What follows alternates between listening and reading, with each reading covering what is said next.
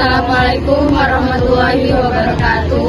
Halo semuanya, di video kali ini saya dan teman-teman saya akan menunjukkan video dari tugas akhir kami yang berjudul Pemahaman Masyarakat tentang Bahasa Indonesia.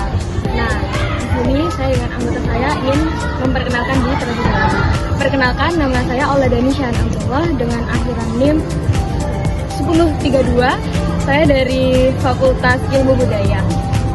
Saya Hanan Hanifah Yusuf dari Fakultas Ilmu Budaya dan NIM akhir 1031.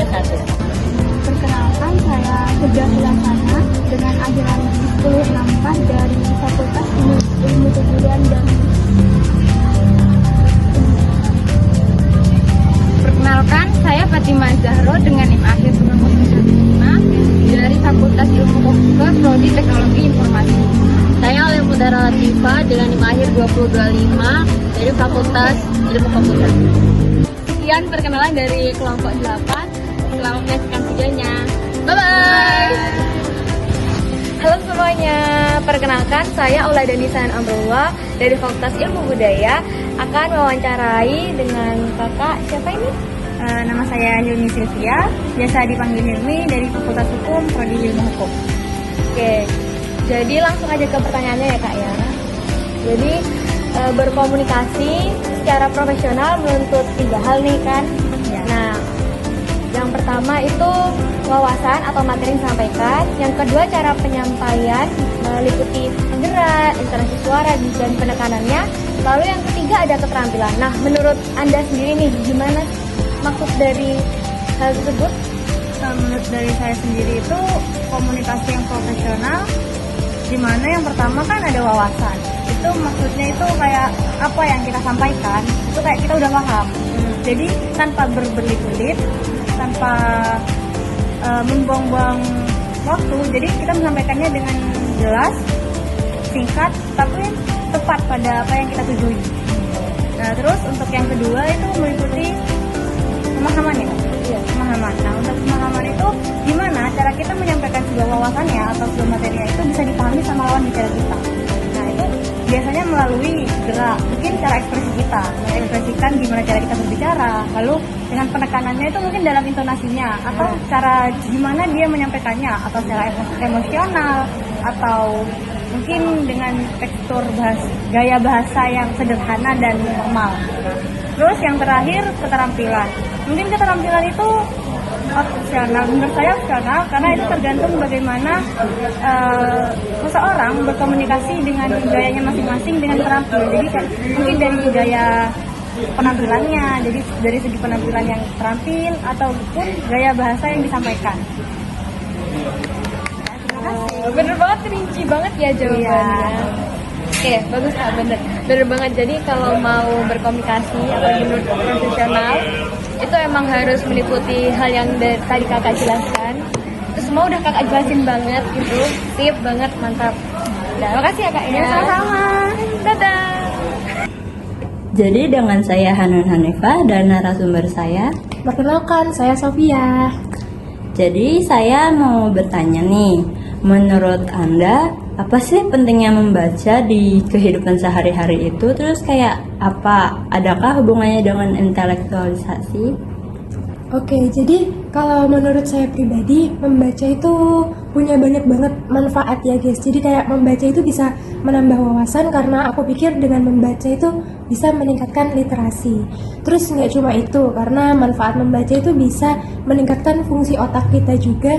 Sesuai seperti apa yang Hanan katakan tadi, benar membaca itu bisa melatih otak kita untuk menganalisis, meningkatkan kemampuan kita berpikir, kognitif, dan lain sebagainya.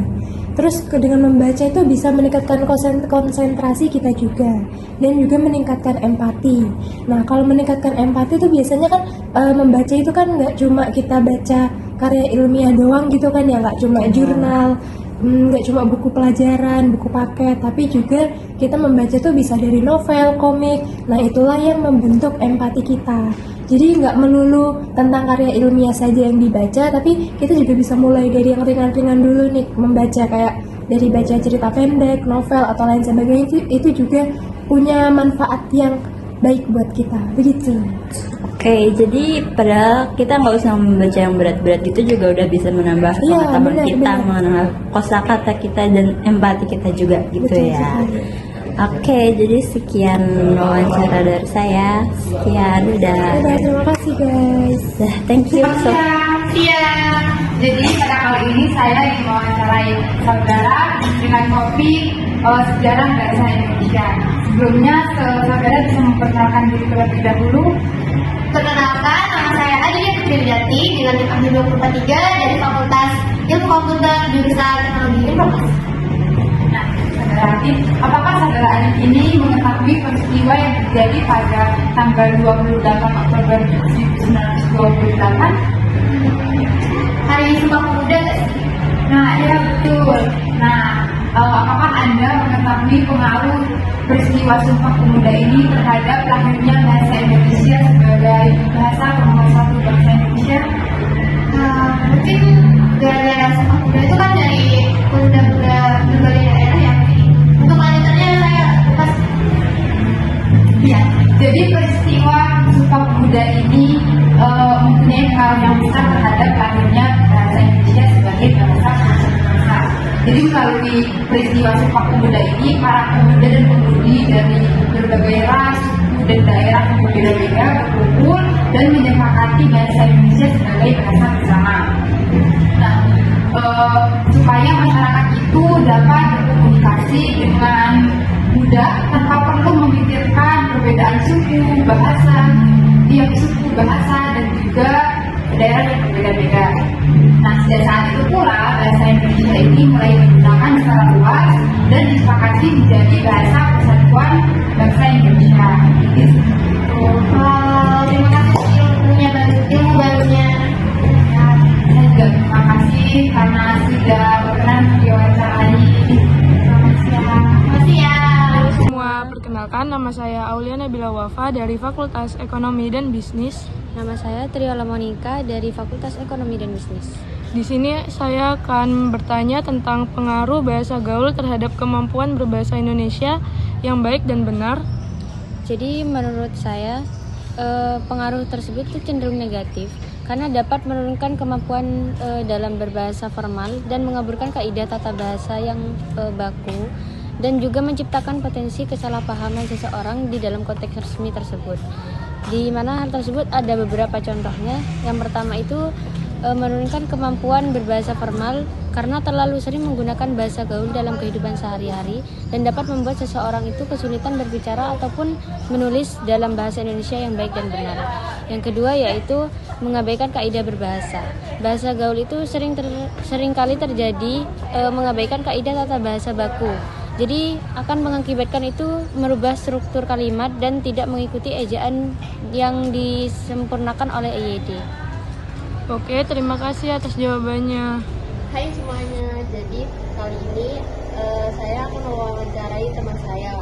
Pertama-tama perkenalan dulu, nama saya Alim Latifah dari Fakultas Ilmu Komputer, program studi Teknologi Informasi, dan teman saya Adi Zalina Ali dari Prodi Teknologi Informasi Fakultas Ilmu Komputer.